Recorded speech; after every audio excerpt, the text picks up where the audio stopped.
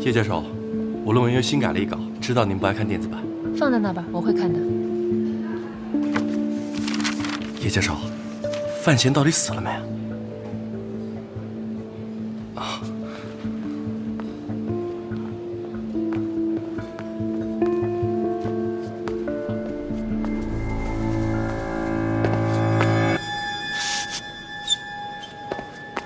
叶教授，明天学术交流会你可得去啊，这老不露面也不行。知道了，谢谢。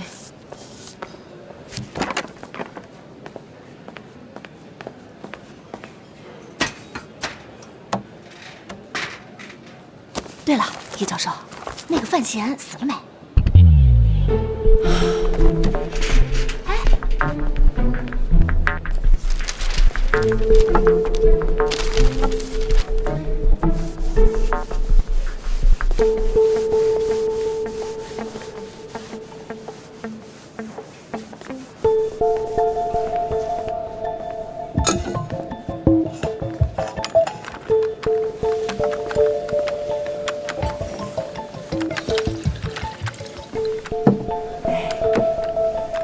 有事吗？叶教授，那个范闲真的死了。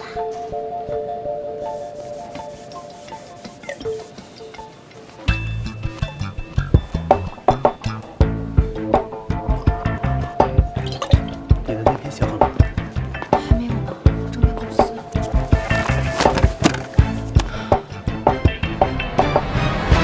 叶教授，我不知道。你不知道什么呀？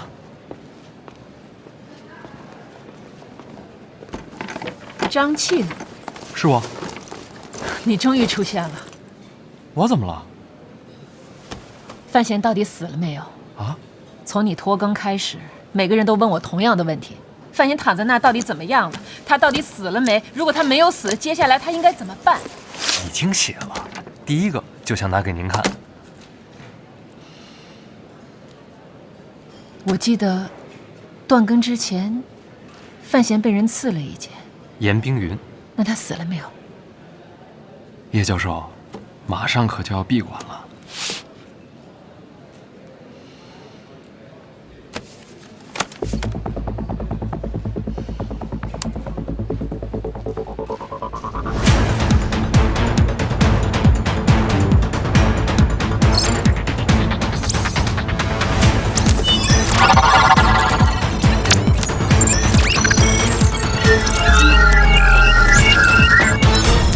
逃离了一夜，你的选择是什么？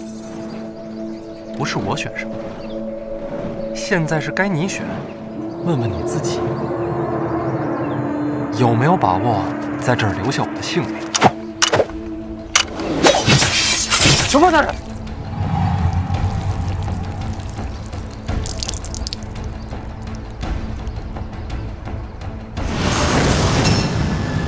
这就是我的决定。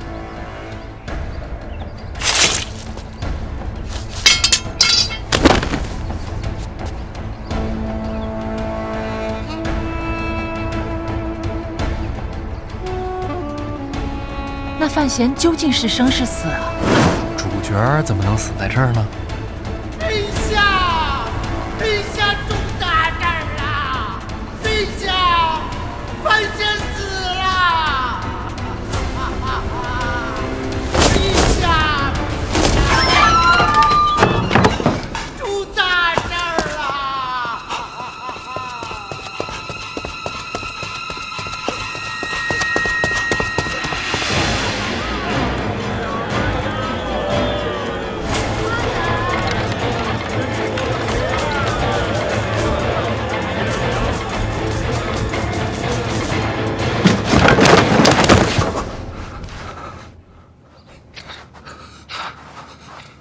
局长，局长，快别管我，召集检察院所有的人集合，快！是，快去！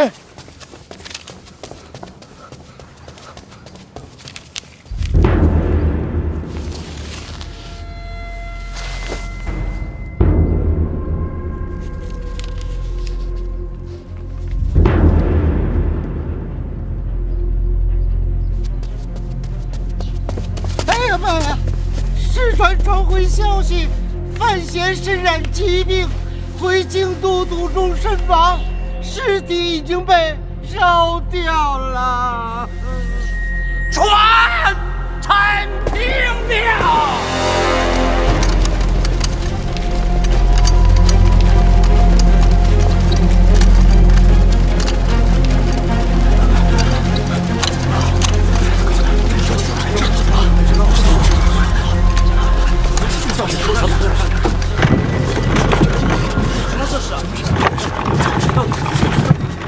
院长，发生什么了？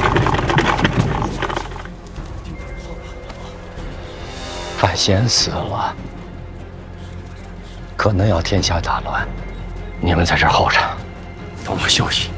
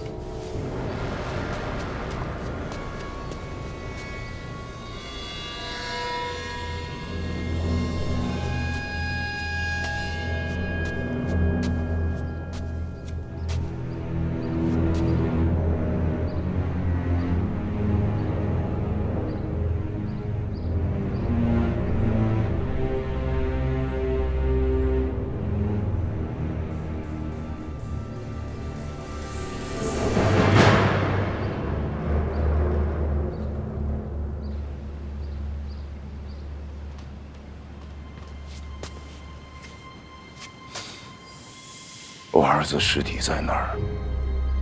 不知道，不知道。你凭什么不知道？是你们让他接受监察院，是你们逼他出师背弃，也是你们撤走黑旗，让他以命犯险。现在人死了，剩下的就只有一句：不知道。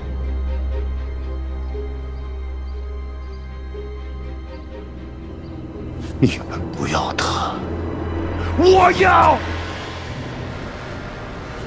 我要带我儿子回家，把我儿子还给我！把他藏了一辈子，总不能到死都是不明不白的。他是个人，不是棋子。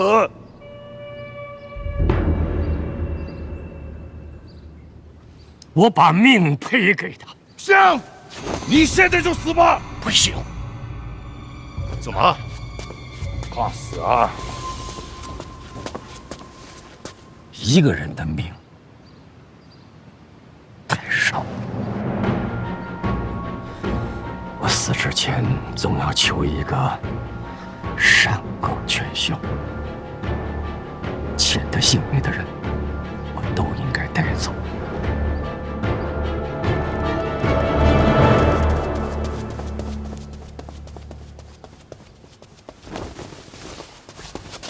二位大人，可别在这儿骂将。陛下人呐，陛下不进。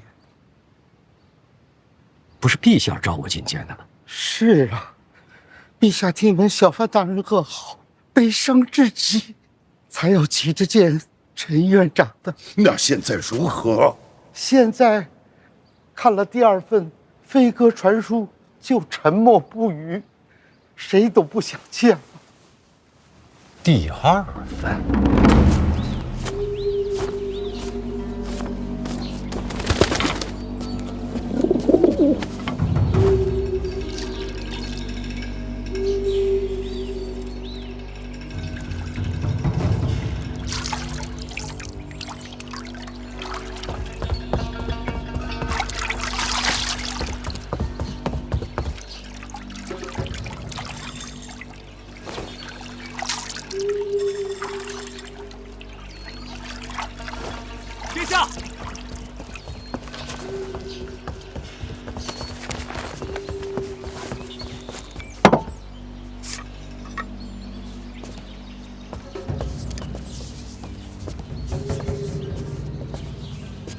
一等见面。谢必安的新婚，范闲的消息，替我看看。这无妨，信得过你。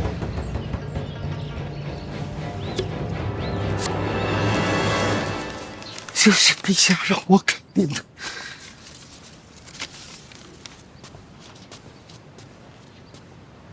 严冰云是你监察院的人。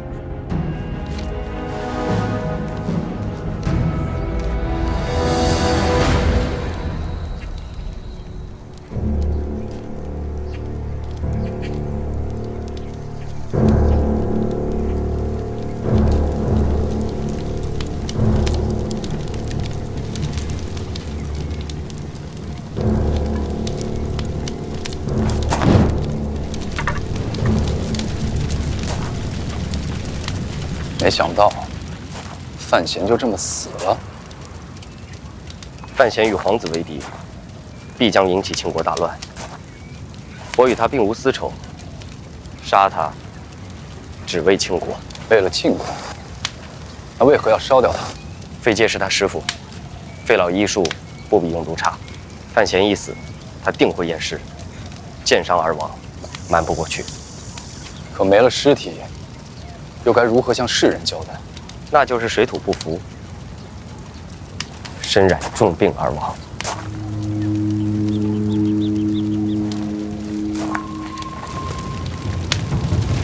谢必安说范闲死了，尸体已经烧了。谢必安杀的？不是，严冰云背后出剑，暗算得逞。严冰云杀范闲？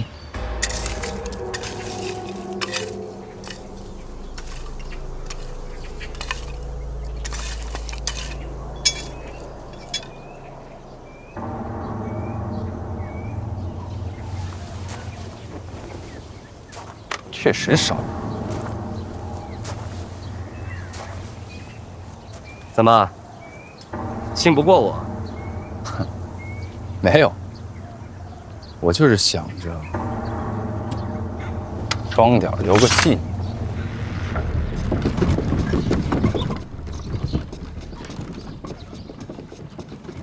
怎么会是严冰云动手的？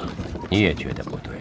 严冰云行事一切以庆国为先，平生最重律法。如今范闲这样的身份，不管发生何事，严冰云都该把人带回京都来审，怎会动手杀人？护卫传讯也不合理。没错，护卫守护范闲是陛下的旨意。若严冰云真下杀手，高达一定会将其拿下。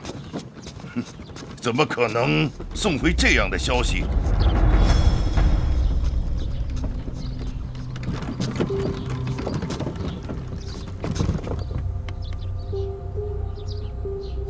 难道消息有问题？难道是假死？有可能。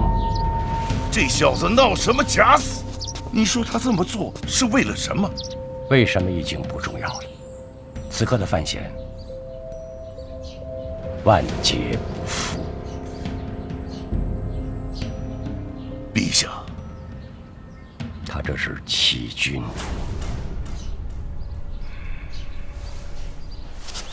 不会，范闲绝不会这么轻易死。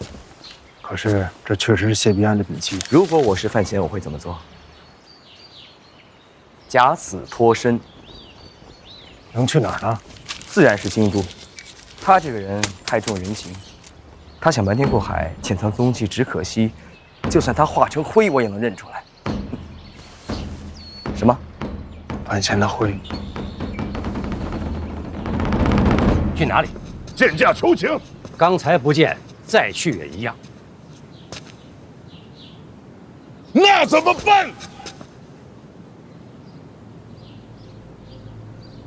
把死凶压下来，别闹大了。正相反，要闹大。范闲的死要有价值。殿下怎么就这么认定范闲未死啊？吴九，我有看错过人吗？可是当面杀的人，当面焚的尸，这人怎么逃了？不知道，看不穿，这才叫惊喜，这才是范闲。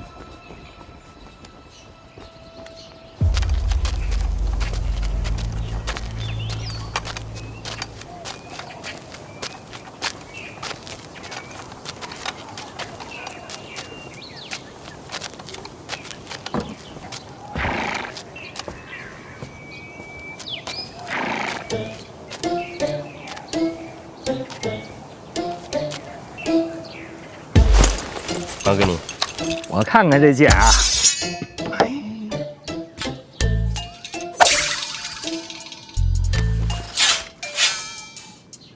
哪来的血？咱也不能让他白死了呀。大人，您补补，鸡血。你这是未卜先知，猜到会有今天。我这是人缘好。什么意思啊？离开京都的时候，三处的师兄给了不少好玩意儿。等等，等等，等等，小师弟！好，小师弟，跟我走。好，来来来来来，怎么了？你们俩在这守好啊！哎，想什么呢？来拿，我有一件重要的东西一定要给你。哎，这是看，好好玩。这个头啊，从这进，从这出，这里边装了血囊了，出血量自己控制。有点意思啊。哎呀，敌国办差嘛，危急重重，实在不行也可以死一死啊。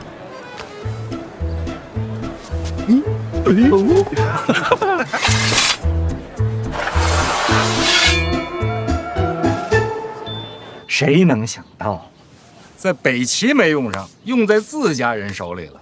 你脸还没擦呢。他这是故意的，显得自个儿辛苦。哎呀，不辛苦不辛苦，为大人做事情啊，我心甘情愿，赴汤蹈火，在所不辞。亏你想得出，还准备了一把火。不烧不行，谢必安定会仔细检查。也是辛苦老王啊，还得在下边挖个坑道，在下边等我。哎呀，接应大人嘛，何其荣光！那骨灰哪来的？大人有所不知啊，咱们使团这一路上啊，备了2车吃食，我在里边呢找了半扇风干猪，把这猪烧完之后吧，那个头大小跟大人差不多。哎，大人，我错了啊，我不能拿您跟猪比啊！不，这话说的，大人您要生气的话，您踢我2脚。来，行了，你这演的可不如小严公子啊。我哪能跟小严公子比呀？小严公子那演的那跟真事儿似的。其实还是有破绽。什么破绽？这种温度的火，要想把人烧成灰，这么会儿时间可做不到。不过我想了想，谢必安一个使剑的，烧人未必拿手，他想不到。你烧人拿手？我家大人烧什么都拿手，这鸡就是我跟大人学的。我家大人那是袖外慧中，样样精通，这还押上韵了。接下来呢？什么打算？滕子京、妻儿、范思哲，还有老师，要真是都在老二手里，我心不安。想救人，车队慢慢走，我先回趟京都。你胆子挺大呀！我能问你个事儿吗？什么？为什么选择站在我这边？你真不怕庆国动荡？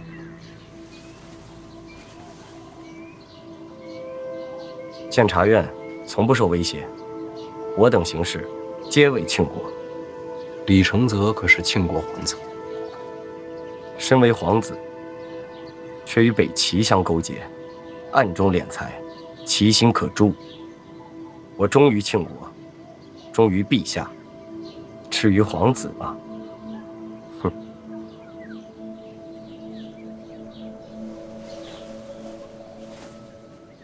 王启年在呢。回头给小云公子送块匾，匾上写什么呢？大庆卫士。好匾。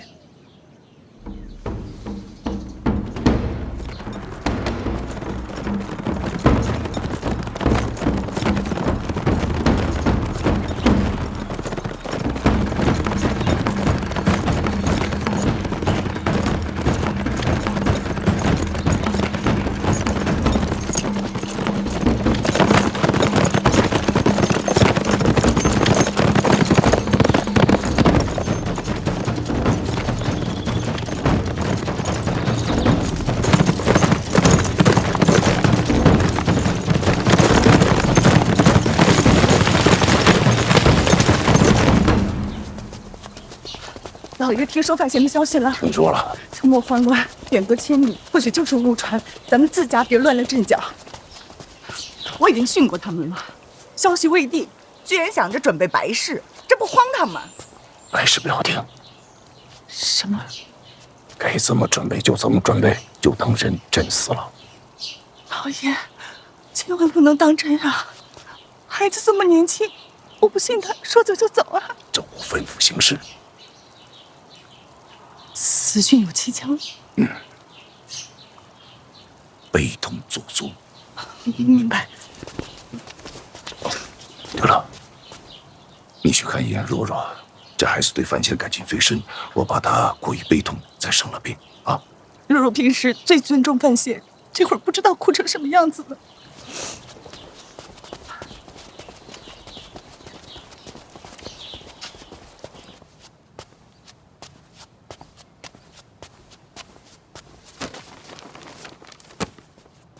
姨娘来了啊！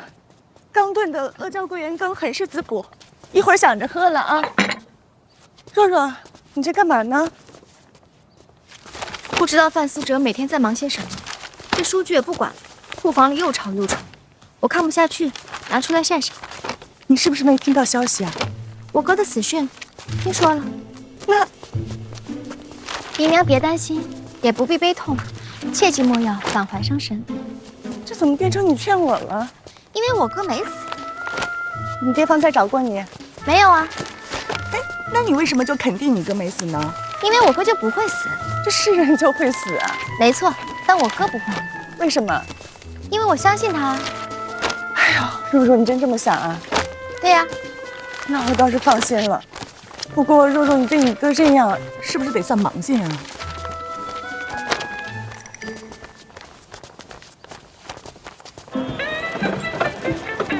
哎，老王，这又到你地盘了啊！你得罩着我。大人有所不知，自从我跟了大人，我这地盘早让新人给占了。我这还怕碰见老人把咱给认出来。嚯，这还真有人学我当年在这卖图啊！这市场有需要啊！啊？什么市场4两了，4两了！这图现在都开始竞卖了。5两啊！快，让我看看这5两的图什么样。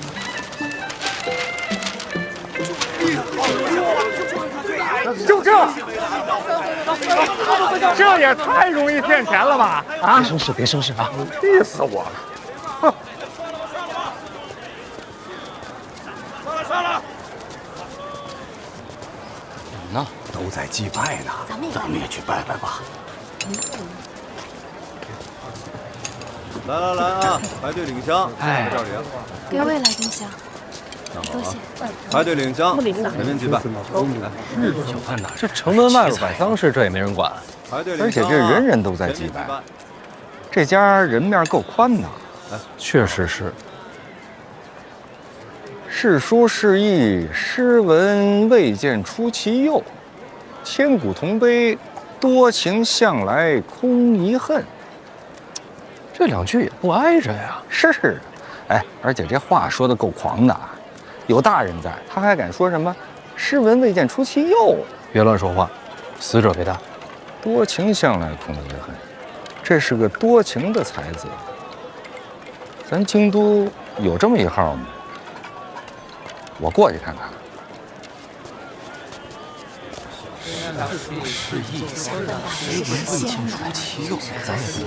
大庆栋梁范安之之灵位，也姓范。范安之谁呀？我呀。大人字安之啊。难不成是同名同姓？来，咱们排好队啊，跟我走。诸位，请看，这儿可有个讲究啊！范闲范大人当年初到京都，便在此地下马，在路边又是马车伤怀，德育佳人，成就一段美事啊！诸位，春闱将至，在此处祭拜，既可保学子高中，又能助姻缘美满。快点！这还办姻缘？哎，冷静！我他妈拆了！哎，别，自个儿的牌位砸了晦气，这都什么跟什么呀？对啊，前面知道啊。哎，你的。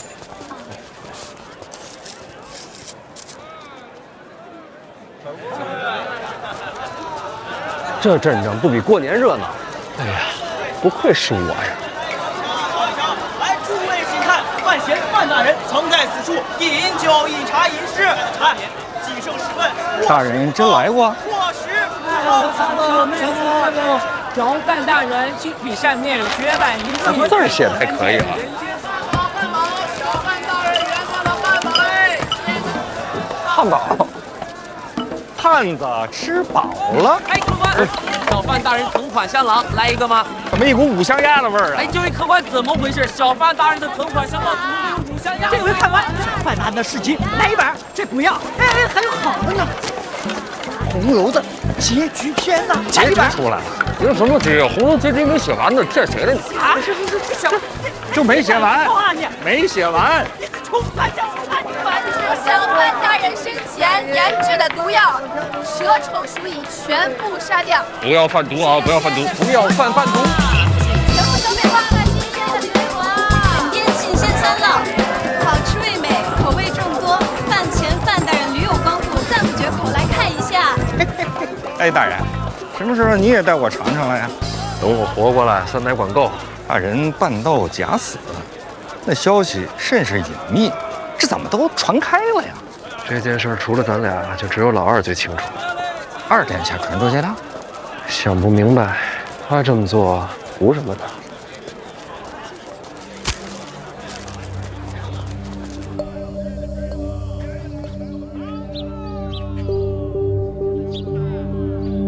我记得你家离这儿不远，这院子谁的？也是我的。能查到你名字？查不到。大人，请自便啊。这院子呀，本主是个园丁啊，他跟我借钱，结果呢没赚到钱，便把这小院啊抵给我了。您猜猜这是什么？这不就是个窑炉吗？嘿嘿。哎呀，这是啊，我们家后门。我挖了坑道，直接通到我家院内，即使有人滋扰啊，我都可以进出自由。范闲之死，天下震动。如果这个时候我们在京城把这个人给找出来，那欺君罔上的罪名，就算是坐实了。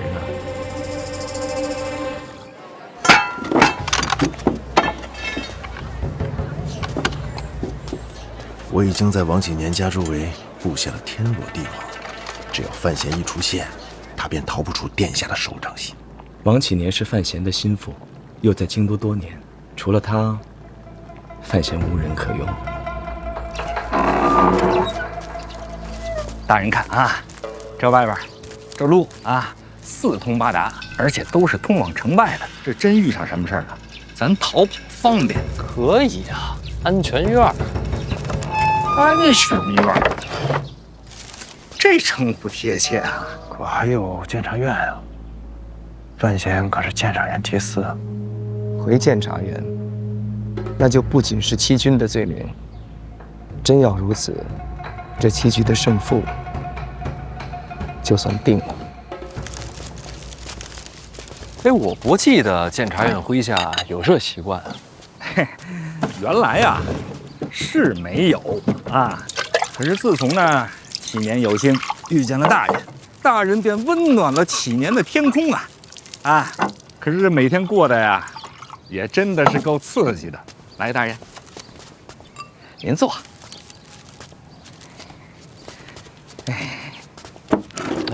不过既然有这安全院，咱们也不是非得去你家，在这儿落脚也可以啊。不，大人，安顿滕家母子的事儿啊，那是我夫人帮着办的。这要找他们呀，那还是得回我家啊，去找我家夫人。哎，老王啊，入夜再去，小心为上，克制一点儿。关门关窗，防火防盗。关门关窗，防火防盗。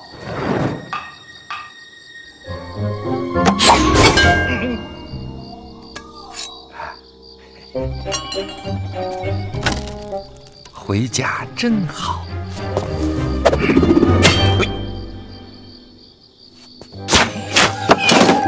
什么动静？有刺客！让我家夫人防歹人设的啊！不过话说回来，你这出口带紧闭，确实想不到。夫人可能睡了，千万别惊了她的觉，不然要发大脾气的。咱们去内屋。哎，既然这样，不如干脆回安全院得了。内屋啊，是丫头的房子。出门这么久了，我想现在就过去看看。走，行。哎，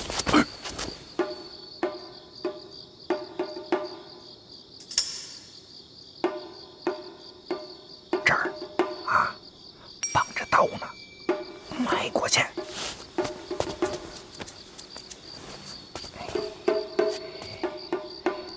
还有啊，这儿还有那儿啊，有夹路的夹子啊，在这儿没事啊。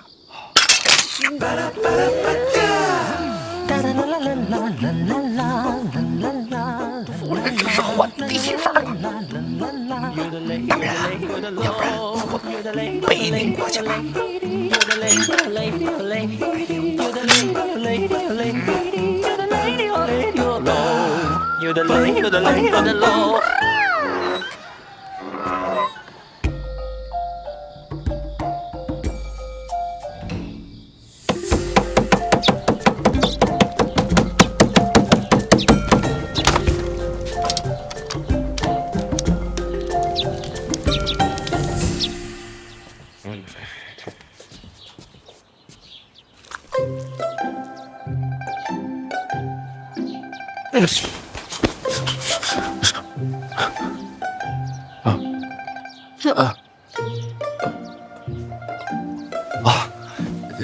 你爹是王启年吗？嗯。我是你爹好朋友，你叫我叔叔就行。嗯。给我的。嗯。啊，那谢谢你啊。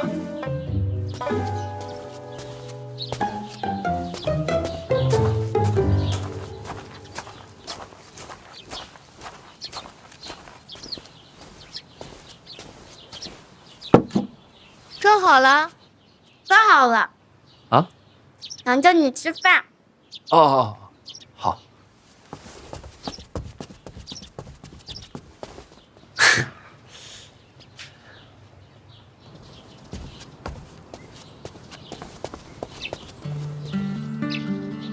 小范大人吧，我是启年的发妻。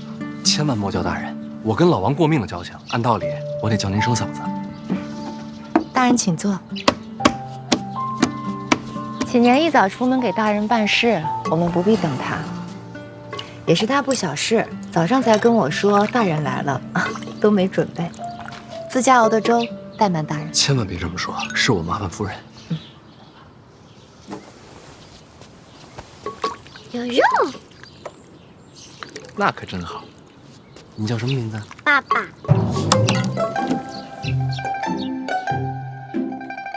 不是我叫的啊！大人误会了，孩子乳名。啊？我家丫头单名一个霸字，是哪个字？王霸之气。真的是。叔叔，鸡蛋掉了。谢谢啊。听说大人在京都有数10段情缘。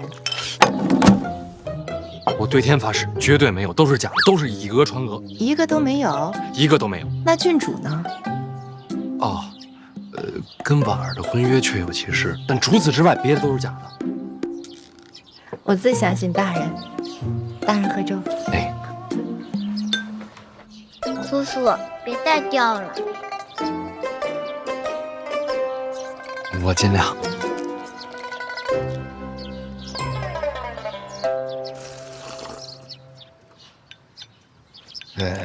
孩子这名字挺特别的。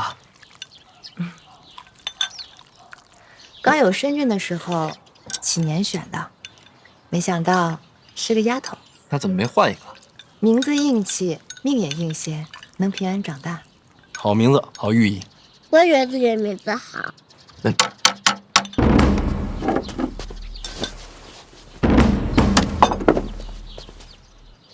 娘，女儿错了。食不言，寝不语，女儿不应该吃饭说话。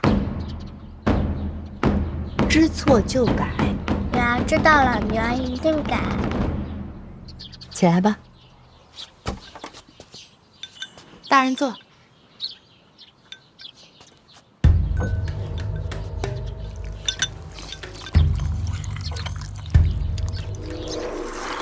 说孩子呢，大人不用拘束。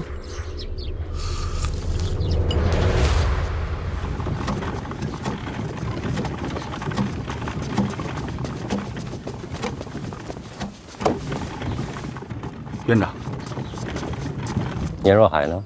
他把自己关起来了。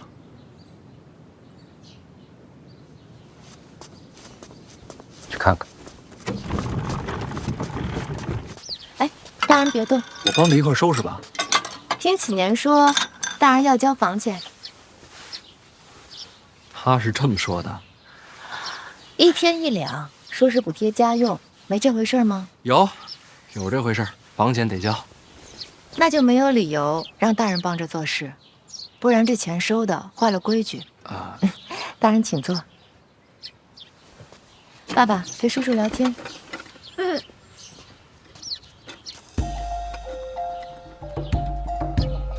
聊啥？都行啊。你多大了？我5岁了，那你多大？反正比你大多了。那你是大人吗？当然是了。那你为什么睡我的床？我只是借助一下。哦，那你喜欢吃肉吗？喜欢。那你知道什么肉最好吃吗？什么肉啊？是五花肉。有道理。那你想吃五花肉吗？想啊。娘。哎，怎么了？叔叔想吃五花肉。晚上给大人做。我不吃，我没。行啊，肉也让你骗到了，帮叔叔个忙好不好？好。家里有纸吗？再找根烧过的炭条来。这爸爸，随他爹。城内已发现王启年的踪迹。看来正如院长所料，范闲没死，还来了京都。那你这会儿是等着范闲来监察院找你？他不能来这里，监察院凌驾百官，又是倾国第一重地。他如果只是因为自己的私事动用替死权力，必死无疑。你不是说陛下都震怒了吗？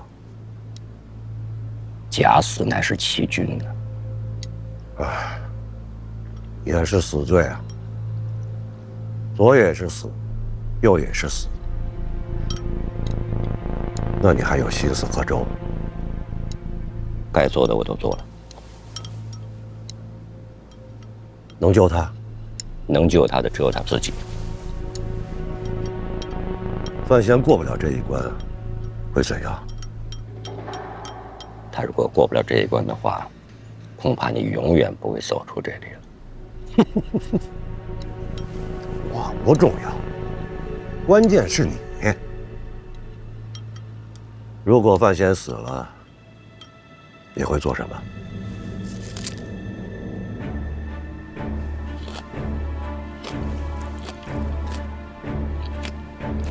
如果范闲真的死了，会有很多人陪葬。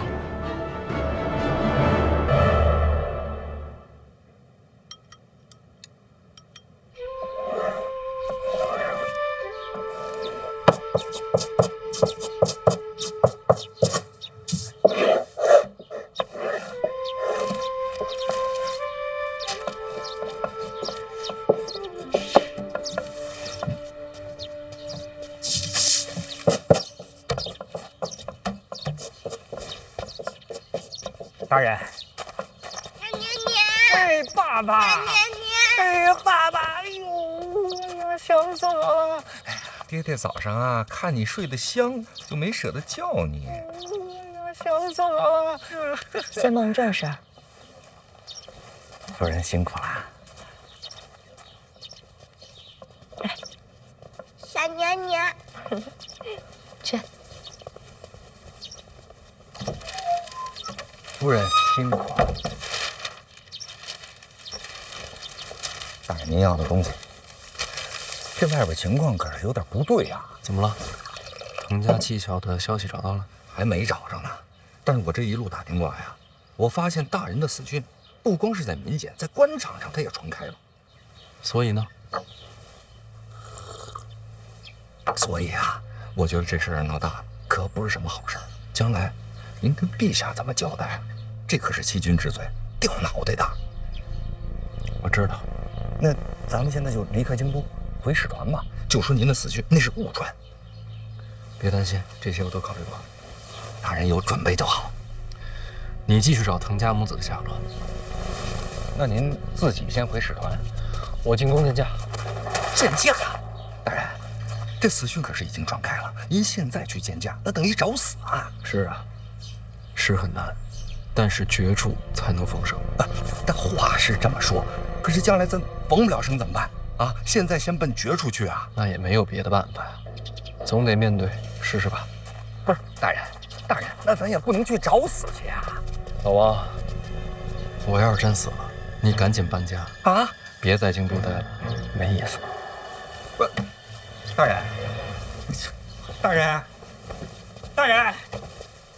人，您一定要逢生啊！我记得你跟我说过，小范大人聪慧无比。那是自然啊，小范大人何许人也啊？那是聪慧绝伦呐。那还担心什么？他选的这条路，他是条死路啊。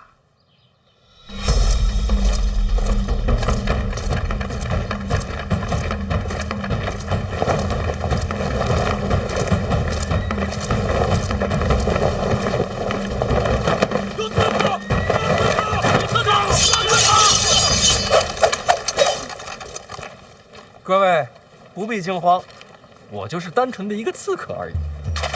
你们这些人能不能给我长点脸啊？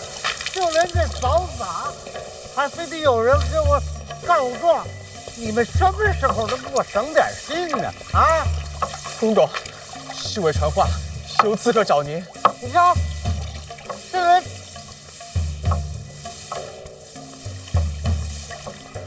你说什么东西找我？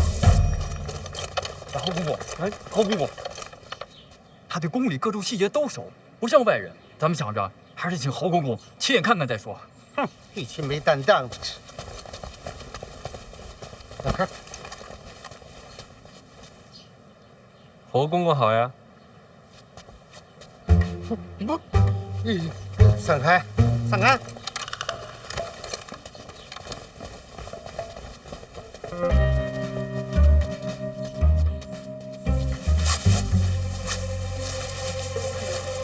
我的范小爷，您怎么在这儿啊？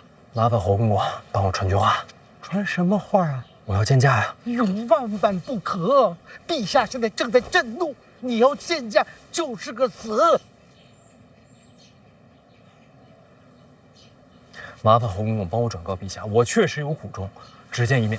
我的范小爷呀，就算我求求你了，走吧。您就帮我传一句话就行。陛下现在正在气头上，我要想替你传这话，我就得陪你一块掉脑袋。说句老奴不该说的话，现在这个局面，你若是不走，就是绝路。你现在还蒙上病，顺着原路出宫，我老奴就当没见过你。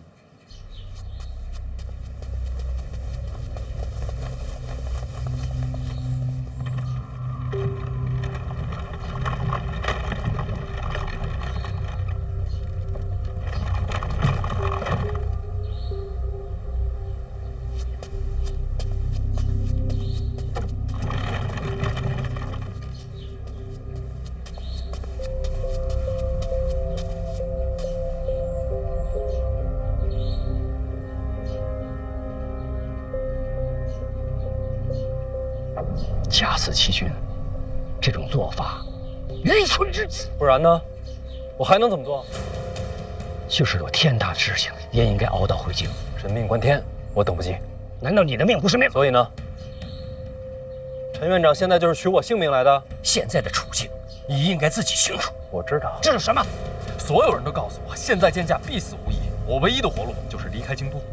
离开京都，与死无异。照你这么说，一条活路都没有了。说对了，见驾就是去死。你要想活，就必须先死。只有拼死见驾，你才有活的生路。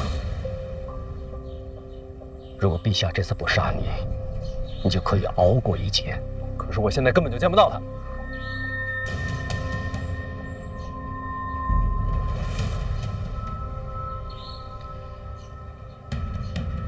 我可以试着去劝一劝了。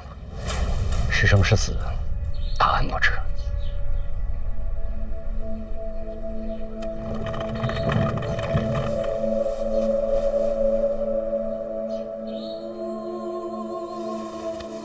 我知道你现在不信任我，这样很好。如果你一直还是盲信于我，那真的完了。但你如今没得选择。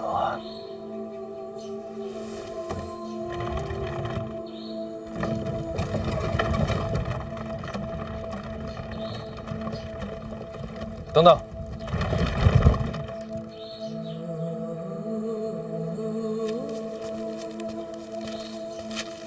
帮我把这个交给陛下，不用打开。我不需要知道什么。萧恩临死之前透露了神庙的秘密，神庙之事，陛下不谈，绝口不讲。如果今天陛下见你，你一定要记住，在你没有确定名正言顺的活过来之前，不要见我。你做的是你救的人，我也不会帮你。就当京都无缘相助，只有你自己。其他地方我也不能去。别回范府，别来找我，其余的事情你自己决定。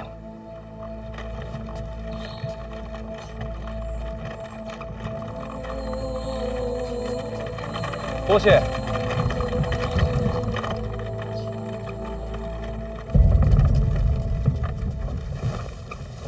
臣觐见陛下。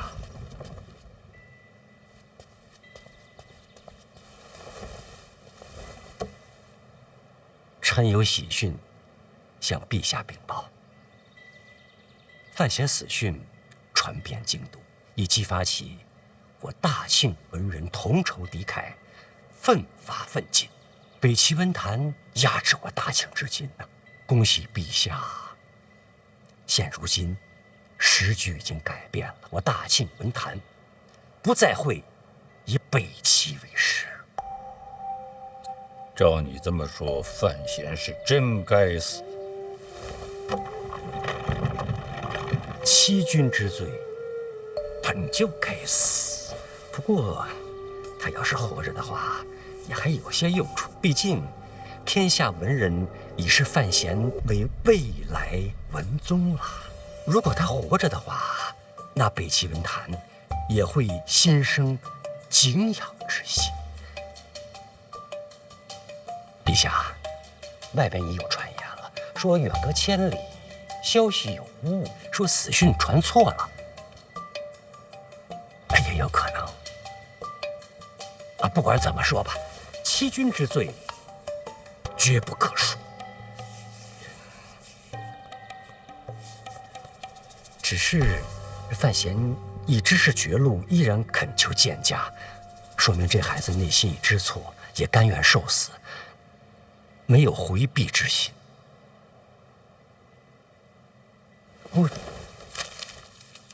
您看，这是这孩子给您准备的礼物。您说这孩子北齐遇险，生死一线，可心里牵挂的还是陛下。这孩子就是该死吧？要不然陛下先见他一面，然后再杀他，也不迟啊。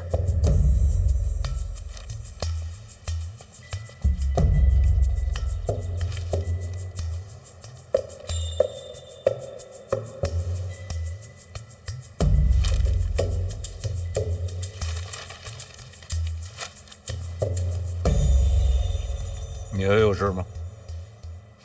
臣告退。